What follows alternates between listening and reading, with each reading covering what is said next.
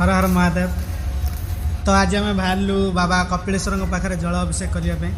बर्तमान आम जीवु जाजपुर मंदारी घाटर पानी उठे आम बाबा कपिलेश्वर अभिमुखे चलू।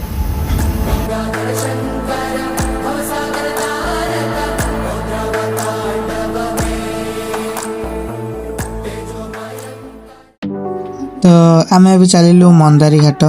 बस आग सीट्रे बसिक जीवार फिलिंगसटा किसी अलग ही था। रास्ता सारा एत सुंदर नेचर व्यू, सबुज गछ, पहाड़ आउ ठंडा पवन। सत कहि एमती व्यू देखी देखी गले बाटटा बोधे जना पड़े केत सड़ी जाए। तो आउ किसी समय पर आम पहुँची जा मंदार घाटे। आपण मैंने भी जदि केबे आसवा प्लान कर जाजपुर स्टेशन पाख बस स्टाण्ड रु सीधा मंदारी घाट पर बस मिल जाव। जनक पिछा भड़ा प्राय 70 ରୁ 80 टका पड़ो। ताहले चलतु आम मंदारी घाट बुलवा। आग को आउ बहुत सुंदर सुंदर व्यू देखा मिल।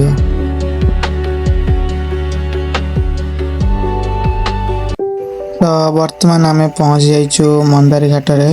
बस आमको ए छाड़ी देछि। तो चलतु देखा एठारे केमिति कौन जगह घाटी केमिति रही।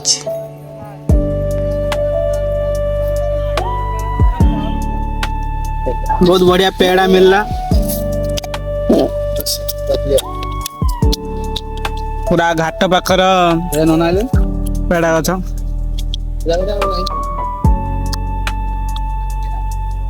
बढ़िया टेस्ट। ये गोटे जिन देखा मिली बहुत दिन पर गाँव भी प्राय देखा मिलूनी। ए गोटे ये कूटे अच्छी देखा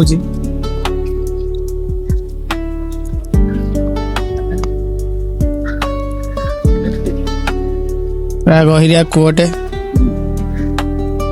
मोटर सिस्टम ए कर दी बोर्ड लगाई मोटर सिस्टम कर दी। आम ये पानी भी नेनु देखिपे ये हूँ मंदारी घाट। आउ अल्प समय मध्य आम एठू पानी उठे चलू।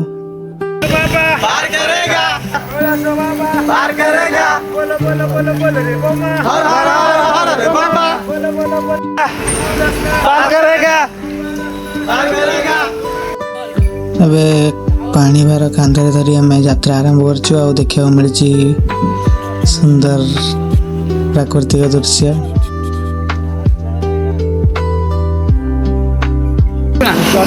बाबा पार करेगा बोलो बम बोल बम बोलो बम बम घटिया बाबा पार करेगा बोलो। बाटर गोटे तारिणी मंदिर बाबा चैतन्य गोसाई।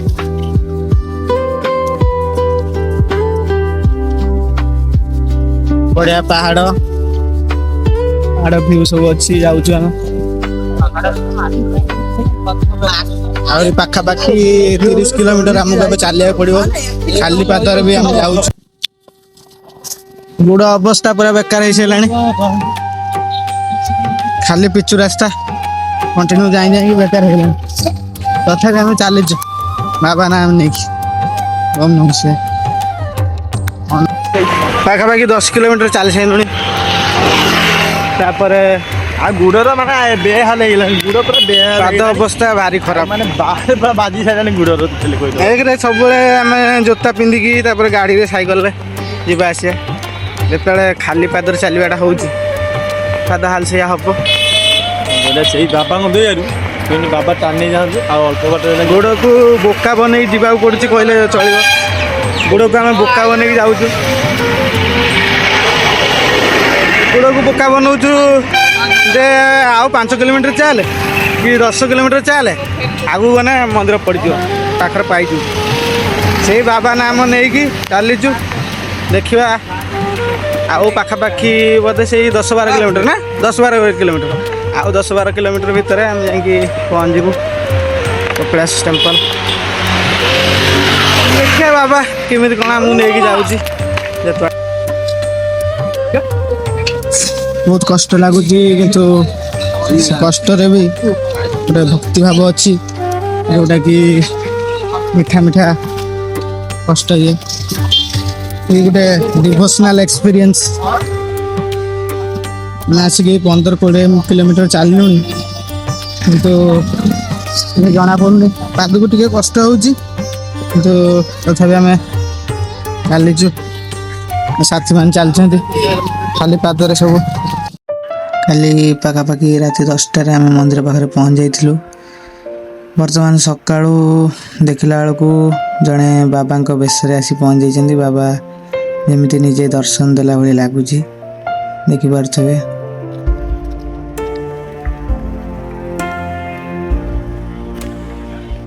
ବୃଷଭଙ୍କର ଆଶୀର୍ବାଦ ନେଇ ଏଠୁ ପାହାଚ ଚଢ଼ିବା ଆରମ୍ଭ କରୁଛୁ।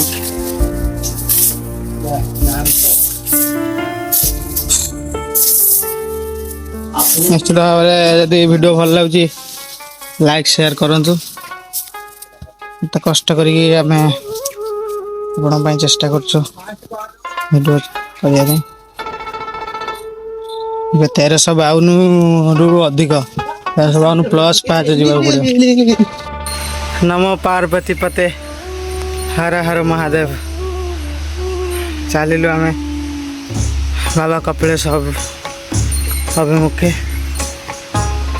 ବାବା କପିଳେଶ୍ୱର।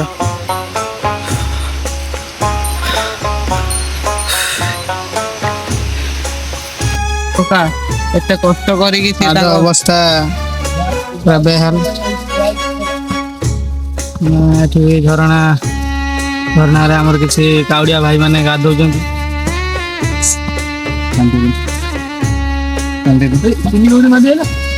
ଟିକେ ରେଷ୍ଟ ନେଇକି ଯିବା ଆଉ। ପାଖାପାଖି 500ରୁ 700 ପାହାଚ ଚଢ଼ିଲା ପରେ ଆଉ ଗୋଟିଏ ଝରଣା ଆମକୁ ଦେଖିବାକୁ ମିଳିଛି। ଏଠି ଆମେ ଟିକେ ଗାଧୋଇବୁ ଏବଂ ଗାଧୋଇ ଆଗକୁ ବଢ଼ିବୁ। ଶ୍ରଦ୍ଧାଳୁମାନେ ଯାଉଥିବାର ବି ଆପଣମାନେ ଦେଖିପାରୁଥିବେ। ଦୀର୍ଘ 2 ଘଣ୍ଟା ଧରି ପାହାଚରେ ଚାଲି ଚାଲି ଆସିବା ପରେ ଆମ ସବୁ ଶ୍ରଦ୍ଧାଳୁ ଭାଇମାନେ ଭକ୍ତମାନେ ଏଠି ପହଞ୍ଚି ଯାଇଛନ୍ତି।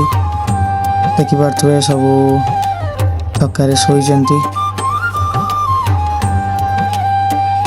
ବର୍ତ୍ତମାନ ଟିକେ ମନ୍ଦିର ଦର୍ଶନ କରିଦେବା। ମନ୍ଦିର ତ ଆପଣମାନେ ଦେଖିପାରୁଥିବେ। ତ ଶେଷରେ ଏତିକି କହିବି, ତୁମେ ଜଣେ ଈଶ୍ୱର ବିଶ୍ୱାସୀ ହୋଇଥାଅ କି ନ ହୋଇଥାଅ, କିନ୍ତୁ ଥରେ କପିଳାସ ଆସି ଯାତ୍ରାର ଅନୁଭୂତି ନିଅ। ଏଠାରେ ବହୁତ ଜାଗାରେ ମୋବାଇଲ ନେଟୱାର୍କ ଠିକ୍ ଭାବେ କାମ କରେନି। ସେତେବେଳେ ବୁଝାପଡ଼େ ଯେ ସବୁବେଳେ ଟେକ୍ନୋଲୋଜି ଉପରେ ନିର୍ଭର ନ କରି ନିଜ ବୁଦ୍ଧି, ଧୈର୍ଯ୍ୟ ଏବଂ ପରିସ୍ଥିତିକୁ ବୁଝି ଆଗକୁ ବଢ଼ିବାକୁ ମଧ୍ୟ ଗୋଟେ ଭଲ ସର୍ଭାଇଭାଲ୍ ସ୍କିଲ୍ ଡେଭଲପ୍ ହୁଏ। ଆଉ ଖାଲି ପାଦରେ ଚାଲିବା ମଧ୍ୟ କିଛି ଉପକାର ଅଛି। ଏହା ପାଦର ମାଂସପେଶୀକୁ ସକ୍ରିୟ କରେ, ସନ୍ତୁଳନ ଭଲ କରିବାରେ ସାହାଯ୍ୟ କରେ ଏବଂ ପ୍ରକୃତି ସହ ଏକ ଅଲଗା ଯୋଡ଼ାଣର ଅନୁଭବ ଆମକୁ ଦେଇଥାଏ। ତେଣୁ ସୁଯୋଗ ମିଳିଲେ ଥରେ ନିଶ୍ଚୟ ଢେଙ୍କାନାଳର ଏହି ବାବା ଚନ୍ଦ୍ରଶେଖର କପିଳାସ ମନ୍ଦିର ବୁଲି ଆସନ୍ତୁ। ଏତେ ସୁନ୍ଦର ପ୍ରାକୃତିକ ପରିବେଶ ସହ ବାବାଙ୍କ ଦର୍ଶନ କରନ୍ତୁ। ହର ହର ମହାଦେବ। ଆଉ ଏହାପରେ କପିଳାସ ସାଇନ୍ସ ପାର୍କ ବା ଚିଡ଼ିଆଖାନାର କିଛି ସୁନ୍ଦର ଫୁଟେଜ୍ ମୁଁ ସୁଟ୍ କରିଥିଲି, ସେଗୁଡ଼ିକୁ ମଧ୍ୟ ନିଶ୍ଚୟ ଦେଖନ୍ତୁ। କୁମ୍ଭୀର, ପେଚା, ଶୁଆ, କଇଁଚ, ଅଷ୍ଟ୍ରେଲିଆ ପାରା, ଅହିରାଜ, ଠେକୁଆ, ଭାଲୁ। ନାଣ୍ଡୁ ନା ଯିଏ ଭାଲୁକୁ ଡାକିବା ଟେକ୍ନିକ୍ ଶିଖିଛନ୍ତି। ଡାକ ଭିଡ଼ିଓ କଲ୍ ନା ମୁଁ ନିଜେ କଲି। ସେ ଯୋଉ ଆସିଥିଲେ ସେ ଖୋଲିଲେ ସଟରରେ ବାହାରିଲା।